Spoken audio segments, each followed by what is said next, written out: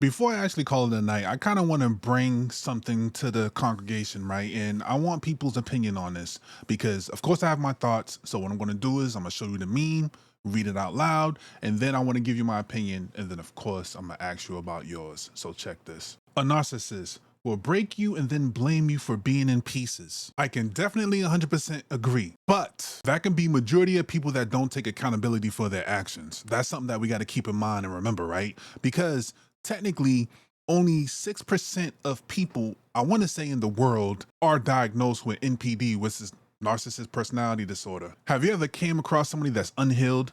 Have you ever came across somebody that's an overthinker?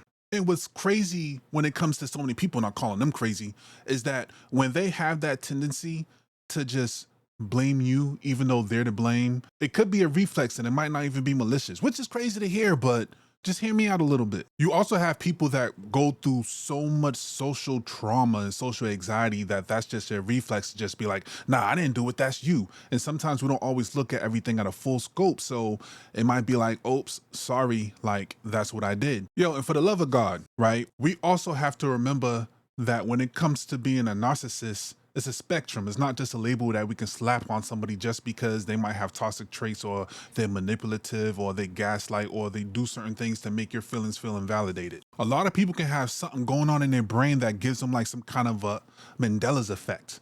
And it can be frustrating, it can be annoying, but we also have to remember too is that this is a buzzword, right? A lot of people don't even go get diagnosed, and I feel like a lot of us shouldn't be in the business to diagnose other people. And mind you, I have a huge love when it comes to like psychology and how people think and stuff like that, right?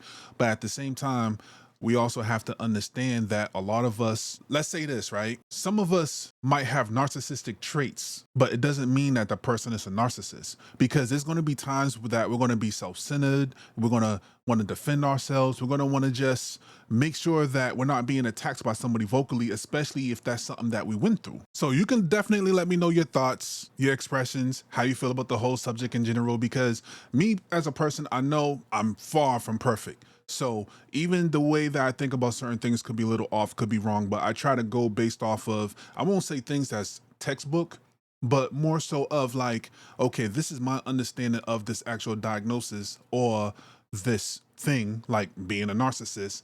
But at the same time, I know that it includes so much more and it's not just something that's being so simplified and overused by so many different people. I've been through situations in the past where I dealt with individuals where it's just like, oh, like I can't stand this person. This person is so selfish. This person is a cheater. She did this, she did that. This is how she speaks to me or whatever. But I still can't say she's a narcissist. But there's certain times out of context, I might say like, yo, she's narcissistic when it comes to this. And the way I look at it is right, there's people that have, I won't use the word acute, but there's people who goes through depression and then there's people that's chronically depressed. Does that make sense to you? I don't know. But you can let me know about what you think in the comments and have a conversation from there. And I also just want to get used to speaking on video. So I'll put this on my platforms wherever I go.